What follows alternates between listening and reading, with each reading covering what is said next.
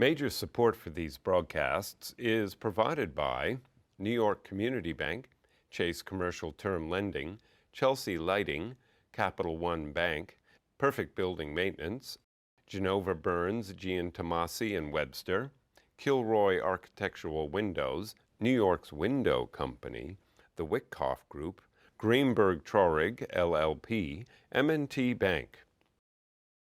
Additional support is provided by Ackman Ziff Real Estate Group, Bank of America, Merrill Lynch, Briarwood Organization, Bruce Mosler, C.B. Richard Ellis, Colliers International New York, LLC, Cushman and Wakefield, Dime Savings Bank of Williamsburg, Douglaston Development, Levine Builders, DDG Partners, Friedman LLP, Accountants and Advisors, Flushing Bank, Investors Bank, James D. Kuhn Real Estate Center at Syracuse University, James Orphanides, Centurion Holdings, John Katsimatides, Red Apple Group, Madison Realty Capital, Margolin Weiner and Evans, LLP, Certified Public Accountants and Business Advisors, Massey Knackle Realty Services, New Banks, Meridian Capital Group, Newmark Knight Frank, Sterling and Sterling, SJP Properties, Stonehenge Partners, and These Friends.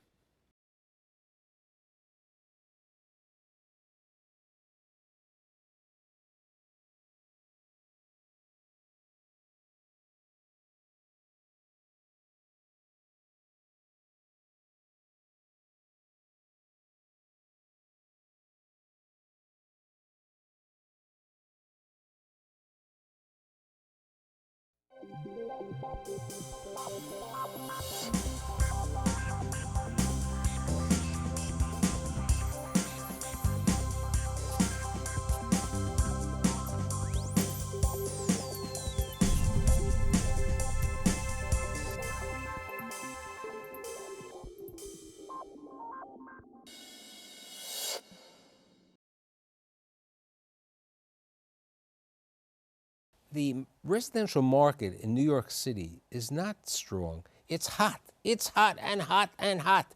Everybody is building. Everybody wants to buy. People from around the world want to own, rent, live in New York City.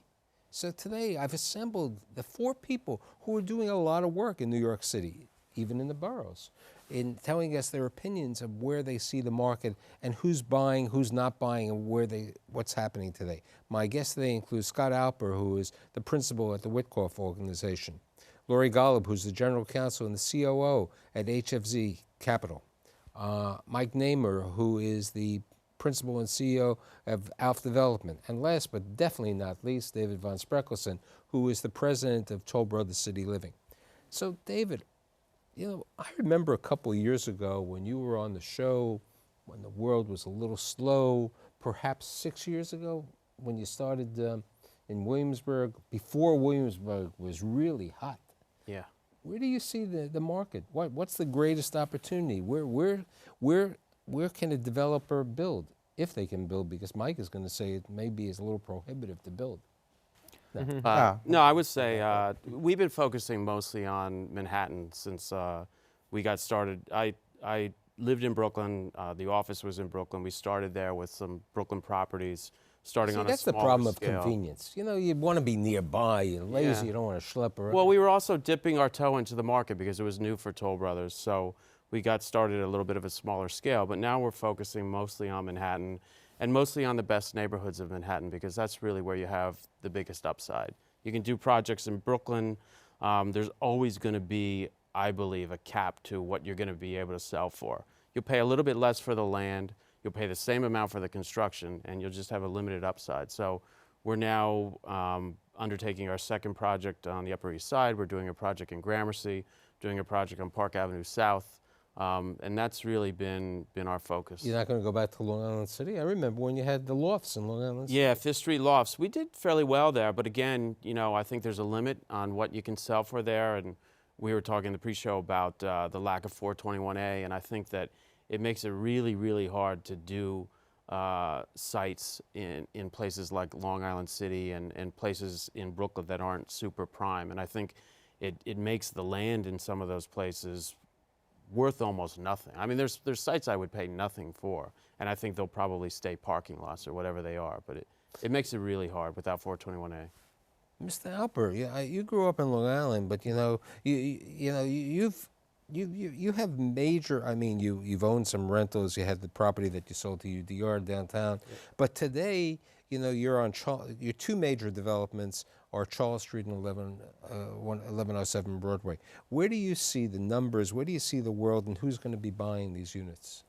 We're mostly catering to, I mean, the two markets that we're focused on when we build condos is to look at supply-constrained markets where there's strong demand, low supply because of just, Madison Square Park being on the park, limited amount of park in New York City, Central Park and, Madison Square Park and a number of other parks. And Charles Street being on the water, limited amount of waterfront. Charles in the West Village is a supply. We can do like they do on Boardwalk Empire. We can fake the water. We can, make it look like it's on the water. But it's mostly going to be catering to families, but also some foreigners that want pied-à-terre. Some people that live outside outside Manhattan who want pied-à-terres. We even have people interested that are calling us that live on the Upper East Side and want to move downtown or want a second residence in New York to have downtown for a weekend residence. Mike, you're downtown. Really You've been building downtown. They're slumming down here. Yeah, is what it sounds exactly. like. But Exactly. downtown, let's look at it this way. You've lived in downtown. You've lived in the Village for many years after you graduated I got out of from college, right? City College, if I remember. Queens. Part of the City College. Of City University. That's why I said the city, and we are on the City University. You're building today on 18th Street. You built on East 11th Street. Where do you see 21st Street. where do you see the best opportunities today for a builder or a developer, and where are people looking to buy? Well, since I have a niche market, everyone on the panel seems to be all over Manhattan and Brooklyn. We basically have decided to stay in our neighborhood, and luckily for us, for 30 years, we've been able to harvest a lot of the properties that are there, whether it's in Soho, where we developed loft conversions, luxury loft conversions, East Village, where we did our first loft conversion, which was in 1983, and one of the first loft conversions in the city. And then now we're in Chelsea, and we have two projects now that we're doing in Chelsea, with a third one coming on as well. And we just seem to find the properties. And simply because since we are established in the neighborhood, we get the offers come to us first. My question is, listening to Scott and to David, we haven't forgot Laurie. We're going to get to Laurie because Laurie happens to have a couple of unique developments, including Madison Avenue and 68th Street.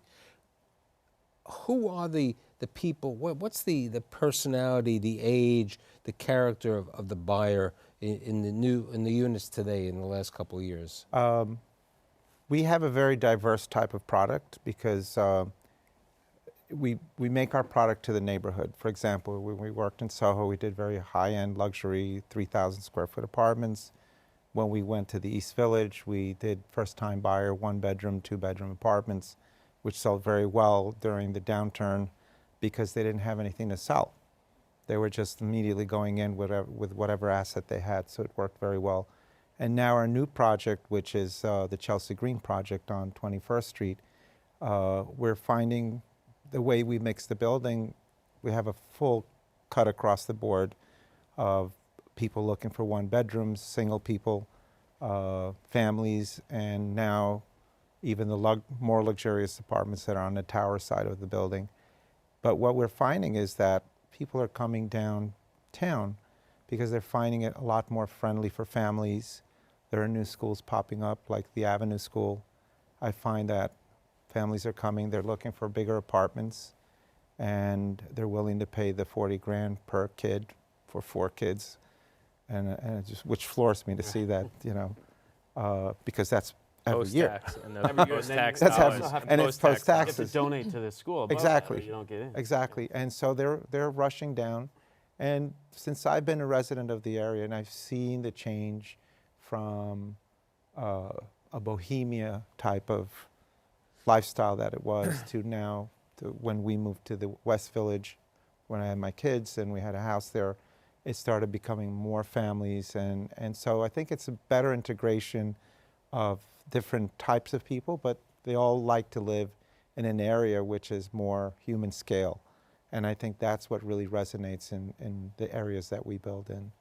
Laura, you have two developments, two major developments. I mean, plus you have something downtown, I know, over there. But you have 51st Street and you have 68th Street, two totally different neighborhoods. So what are you trying to do in each one of these neighborhoods? Well, I think right now we're seeing that there are no bad neighborhoods in New York. And I didn't say a bad neighborhood, I'm saying different neighborhoods. Right, different neighborhoods, but I'm saying there's opportunity in all neighborhoods. So we're trying to find projects and amenities that serve the neighborhoods and serve what people are looking for in those different neighborhoods. So who do you see? I mean, I live nearby the 51st Street site, and I still remember when the crane went down in certain other markets. And the 2nd Avenue market over there is not the 2nd Avenue subway, because the 2nd Avenue subway will not hit over there. It stops, I believe, 63rd Street, which is a different neighborhood. What's really in that neighborhood, Related a couple of years ago built the property on 53rd Street and 2nd. They sold out, and as they said to me, Steve Ross on the show, at that time anything would sell because people were looking to buy. Harry Macklow built right directly across the street a very luxurious type of property, which he also sold out. It was a much higher end type of product. Who do you see as your buyers on the 51st Street property, and who do you see the buyers on the luxury property on Madison Avenue? I think it's a combination of families and pied-à-terres and people who want to walk to work. I think both are centrally located. Certainly 51st Street is closer to the business district, in the business district.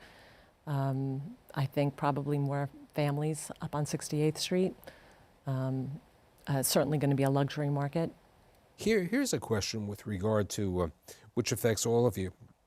I mean, with the exception of you, Scott, because you and Witkoff just mint money these days. Oh, yeah. But I can always joke with you and Stevie. Are the banks becoming a little? Are they opening their doors a little bit more? Are they for money? I mean, you're a publicly held company, so you have an opportunity to get money in a different access capability than the three of you over here. I mean, I think the market, it's very relationship-based lending, unless you go to the non-conventional, the non-commercial banks like the finance companies and stuff where you're paying much higher rates.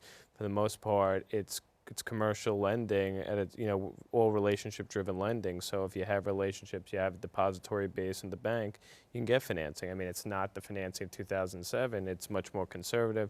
There's some principal recourse associated with it, but it's accessible for people that have a good track record and have, liquidity and long-standing relationships and a track record with the banks. Mike, are you seeing the same situation today? I do, and I have to say that, we've always been relational with our banks, and we've been very loyal throughout our time in the development business. But recently, one of the reasons that we were able to get a heads up and a head start in the projects that we're doing was we came out of a very bad time in in 2009 and 2010, and we really performed very well for the bank. They were very happy with the way we came in and took care of whatever we had to do for them in a very bad time. And the next project, they didn't even blink. They just said, go ahead and do it. We love it. Just continue working. And we owe that to you because you really performed the way you wanted to. And I'm finding that that's really what works in the marketplace is your track record and your relation with the banks. I'm going to talk. David is a different case because he's able to access the public capital, and the public market REITs today. You're not a REIT, but you're a publicly traded real estate company. REITs and publicly traded real estate companies can access capital at rates of way up below 3, below 2.5 in certain markets. That's a great ability. Yeah, we have a credit line that's a little over $1 billion that we can tap, and we also have just cash reserves of nearly $1 billion. So when we do a project by ourselves without partners, we do it purely with cash, and that's the acquisition, construction, and everything. But when we have partnerships and they're not, our partners aren't capitalized the way that we are, we do put debt on projects, and we had similar experiences. We had JVs during the downturn, and we had a big one in Williamsburg, and we had one with the Keibel family on 33rd Street.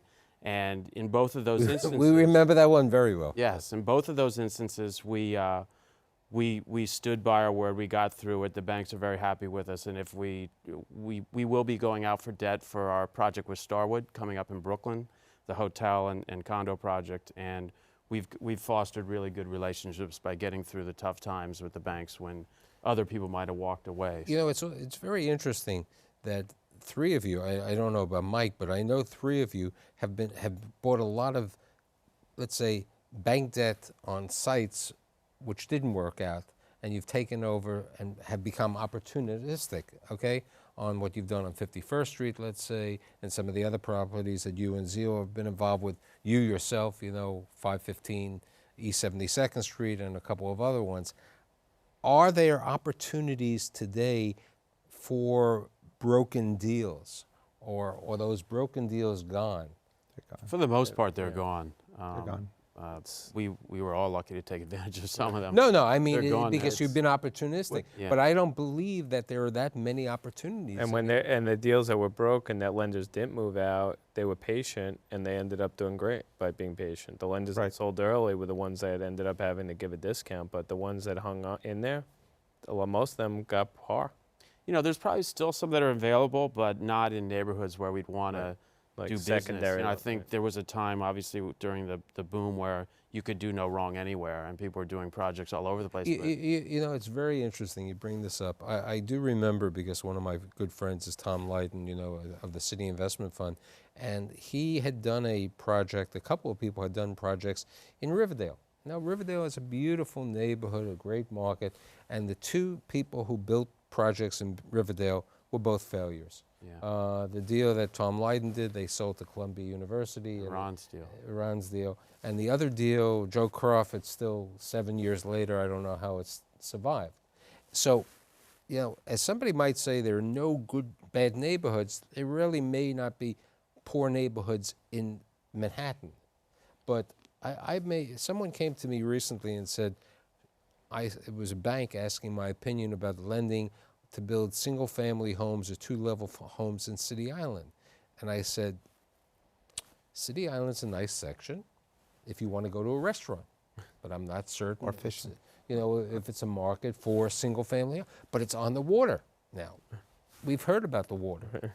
The water is fine, but I think it's location. It's location, it's also wrong product type, because Riverdale's a beautiful place, but high-rise or mid-rise multifamily condo just didn't make sense there. And we look at this stuff all the time because we're primarily around the country a single-family home builder, and so I'm often getting calls from people on Long Island with sites zoned for multifamily, and I'm looking at them and saying, but people don't live here like that. They live in single-family homes there. So we've passed on a lot of that stuff, but that's just, they're just, the neighborhood's fine, it's just the wrong product type. But it's interesting that you bring up Long Island, and when we were on the circuit, we joked, Scott, Steve, and myself, for 2 speaking engagements in Long Island. What's happened in Long Island and in certain other parts of the country is the urbanization with regard to railway stations, where you take the railway and you have a 3 or 4 story, because it's so provincial and getting zoning approval. Have any of you decided to leave the confines of the 5 boroughs and venture out to the suburbs? Silence. Silence. We went the other way, we came in. I But think we're still doing a lot of there's been business. so much opportunity in New York in the past few years that I think we've all been so busy in Manhattan and the 5 boroughs that it's been hard and a distraction to look outside the city. I think all of us would, and I think David obviously focuses nationally. I think that, we're outperforming the country by a long, long way from what other areas are doing right now. They're just coming out of this really downturn that real estate has taken throughout the country. I talked to people from Houston and from California and places like that. It just they're seeing a little bit of a seed Houston sprouting, is seeing, but you don't see. Houston is seeing sprouting. It's doing better than most Right. markets over there. Well, that's Now, why I said that. Steve has also seen, Scott has seen that in Florida the world is getting a little better. You've Right. been involved with certain Right, but developments. In general, I don't think that's happening out. Our marketplace is so special. It's outpacing. And I got to really say this Right. because it's a very important point. A lot of people forget that New York City is the capital of the world. And so we're not just another city in the United States. We're the capital of the world. I was in London and Paris. Paris is selling around 2,500 to 3,000 euros. London is selling somewhere between 2,500 pounds and 3,000 pounds a square foot for luxury housing, which, if you do the conversion, it's somewhere around $4,000 a foot. So we have the best value, we have the most interesting city, and everyone from Argentina, Italy, France is coming here to buy. You can't say that about communities Now, outside the of where we interesting live. situation is, over the last 20 minutes, I've heard for sale. I have not heard the term rental. Why haven't I heard the term from any of you about rentals? Well, it's difficult with land basis today, where land's trading. Most of the sites are priced as for condominium for sale product. On top of that, in order to do rental housing in New York, and we were talking this pre-taping, was that you have to do an 80-20 bond financing deal. There's a limited amount of bonds out there. It's tough to get it. Not everyone's financeable through the bond authority. You have to be able to get credit enhancement. You can only get credit enhancement from a commercial bank. That comes back to my point before of relationship lending. You can't go to these finance companies to do that because of the credit rating and because they have to wrap But all four of you, I believe, could build rentals. Yeah, I think But no, rents are no, you can all build. That's not the question. But you can all build rentals, and you probably can all get qualified from banks. It's finding your the lunch. site. It's finding the site. Finding the At sites, and at also the basis. rents are so strong right now, and they're so high that, the question is, are we at the tipping point where it no longer makes sense to rent, and it makes much more sense for people to buy? It does make it complicated, though, on the larger sites where you're not going to do condo. We did a very big one in Williamsburg. We'll never do that again. So we look at sites about 100 units or less. It's what you're doing on Park Avenue South. What we're doing on Park Avenue South. So the way we got it done there is it's not a joint venture partner, it's a co-developer, Equity Residential. They're doing the first 22 stories as rental. We're doing the top 18 as So condo. you're breaking it down as We're breaking it two down and- condominiums, basically. And the sort of the juice that we gave at the top to the purchase price was the way the deal got done. And because prices for land really have gotten crazy. I mean, probably getting higher than the Very boom, crazy. and without 421A anymore, it doesn't even, these prices just don't make sense. And I think some of the people who are paying these things are going to get hurt in the end of the day when they realize that they can't sell the units The numbers we're hearing number they downtown thought. right now are just absurd. Yeah, $600, $700, $800 a foot for sites that aren't even for great. sites. That's absurd. I mean, down in Nolita, they just sold a project for $800 a square foot, buildable. What do you think? Same thing in West Broadway. They just sold the chocolate factory just under $700 a foot. I don't know how. First of all, I don't know how you could make money Without as the a tax rental, abatement. or right on that level. I don't need.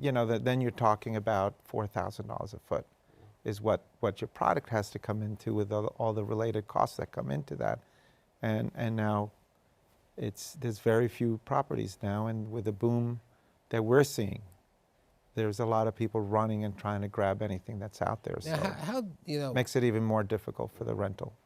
if it's the foreign purchaser or someone who's very well-to-do, there's not a difficulty in getting the end loan.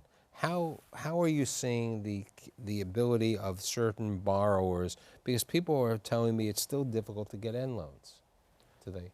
We've never had buyers with any problems. I mean, they can't borrow 90, 95, 100% anymore. really the bottom. But if they do an 80% loan, they do not have any trouble getting a loan. I mean, because with interest rates still being at record lows, it's a great opportunity to It is, buy yeah. over here.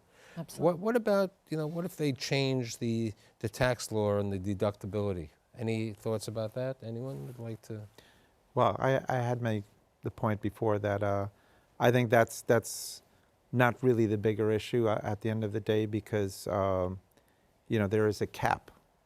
So when you're in a kind of a market that we are in, which apartments start at $1 million, right? And some go up to $10-20 million. It's irrelevant because you don't have the ability to deduct that. I think it makes more of a difference for people that are in a more marketplace, more like the rest of America, where that deduction makes a lot more sense for them. What about, the Witkoff organization was one of the visionaries in Lower Manhattan with the conversion of property over there into residential. Do you see, with Condé Nast, with 4 World Trade Center opening up in the fourth quarter of 2013, with One World opening in 14, do you see opportunities for any of you in Lower Manhattan, in the financial center? Yeah, we love it. We just purchased a site last week down a block from the Trade Center to build rental. We love building rental. We were able to find a site that economically made sense. It's eligible for 421A. We're going to build it as an 80/20. But we love the area down there, and we think it's very compelling with what's going on. We've been downtown since the mid-'90s, and we're a big believer in it. And with the vision of what's going on retail-wise, I think finally you're going to get. You got it. Then it went down a little bit as far as the 24/7 environment, but I think it's coming back. And I think over the next 5 years, it's going to be powerful down there. Lori, you bought a note down there. Aren't you doing something in Lower Manhattan? We have a project down in Tribeca on Beach Street. And we love the downtown area. As I said, I don't think there's a bad neighborhood in New York right now. And that goes through Financial District, Tribeca, all of Lower Manhattan. You have? We haven't- You've never gone that far. To Lower Manhattan. To Lower no. Manhattan. We were talking about we've been focusing more on traditional residential neighborhoods, and down Lower Manhattan to us is not there yet, and we're not really doing rental in the city right now. So it's also a place where we were talking before about looking at neighborhoods that are supply constrained. There's a lot of sites down there, a lot of big sites down there, and so it kind of scares us away a little bit. When we went into Williamsburg, while we were the first in, they rezoned such a large area that just, the next day everybody had bought a site and they were building. And I would be fearful that if we were to try to do something condo there with any type of size, that others would be entering the market and it would be a price war. Anyone's thoughts on Greenpoint? Yes? I'm Oh, sorry? no, I was going to say, we also bought a note down at the Setai downtown. That's why I brought it up. Yeah, and product down there has been moving very quickly. So we're very pleased. But with that we sort of lump sum that area as one area, and in fact, It's different neighborhoods. it's every I was talking section about, of that area. I was talking is about different. really the financial district. where Right, you if you're people- like in the so-called FIDI district. Right, in the FIDI district. Right, is it? FIDI. Right, which is a Like- totally different market than Beach Street. Right. The You're talking Setai is in your Wall market over Street, there, you're right. talking Right, it's a Fulton, totally. well, actually, east of Broadway and west of the river, the East River. So, I think as we are here in September of 2012, things are looking up. We do have certain potential difficulties. We have a presidential election over there. We have a mayoral election. But as Mike brought it up, there is only one New York City, and it's not going to change. And I'd like to thank Scott Alper, Lori Golub, Mike Namer, and David von Sprekelsen, and I'll see you next week.